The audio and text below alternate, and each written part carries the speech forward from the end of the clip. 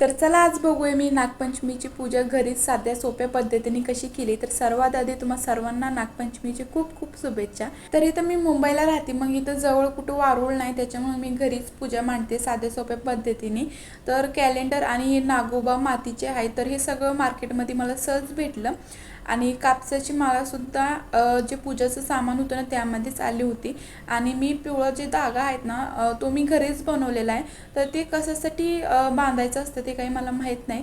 तर मी माझ्या गळ्यात आणि ह्यांच्या गळ्यात आणि बुगूच्या गळ्यातसुद्धा तो पिवळा धागा बांधला होता। तर बुगू बघा कसा पाया पडतोय, देवाकडे पाया पडायचं सोडून माझ्याकडेच बघून पाया पडत होता। गावाला किती छान असताना सगळ्या बाया वारुळाला जातात वारुळची पूजा करण्यासाठी। तर इथं मी निवेद वगैरे सगळं दाखवलं आणि बुगू कसं देवापुढे बसलेला आहे। नागदेवतांना बघून बुगू खूप खुश होत होता आणि त्यांना बघून टाळ्या वाजवत होता। तर कशी वाटली माझी साध्या सोप्या पद्धतीने केलेली पूजा नक्की कमेंट करून सांगा। भेटू असेच नेक्स्ट मी ब्लॉगमध्ये। Bye bye.